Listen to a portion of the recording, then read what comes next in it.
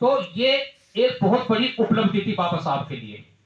तो संविधान के बारे में कुछ ये बताना चाहूंगा कि संविधान 2 साल 11 महीने 18 दिन में पूरा हुआ, जो 13 दिसंबर 1946 को बनना शुरू हुआ, जिसकी पहली बैठक 9 दिसंबर 1946 को संपन्न हुई और उसमें एक टेम्परेरी अध्यक्ष चुने गए सच्चिदानंद जी। हाँ, डॉक्टर सच्चिदानंद सिन्हा जी। फिर 2 दिन बाद ही एक दूसरी बैठक हुई 11 दिसंबर को, उसमें परमानेंट अध्यक्ष चुने गए डॉक्टर राजेंद्र प्रसाद जी।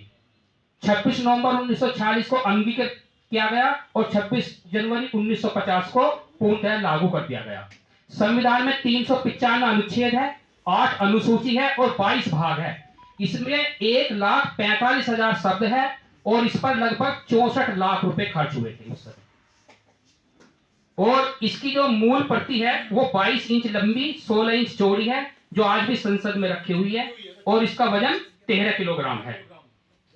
और संसद की जो हिंदी पांडुलिपि थी वो प्रेम बिहारी नारायण रायजादा ने लिखी थी। और संविधान की प्रस्तावना को संविधान की आत्मा कहते हैं, जो देश को न्याय, स्वतंत्रता और समानता प्रदान करता है। संविधान सभा में 22 समितियां बनी थी, जिसमें 8 बड़ी थी, 8 बड़ी थी और 14 छोटी, सबके अलग अलग, जैसे प्रारूप समिति थी, खेल समिति थी और इसी तरह से 22 समितियां थी। प्रारूप समिति के अध्यक्ष डॉक्टर भीमराव अंबेडकर थे, उन्हीं के साथ ही 6 लोग और भी थे। और कुल सदस्य 389 थे, जिनमें 90 पाकिस्तान चले गए थे और केवल 299 सदस्य भारत में रह गए थे।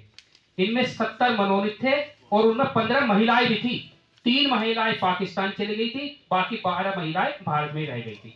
तो वैसे और यहाँ का जो संविधान है बहुत लचीला है, कठोर है और सबसे बड़ा है। तो ये काफी बातें आपको सुनने को मिलेगी। सभी विद्वान यहाँ लोग बैठे हैं।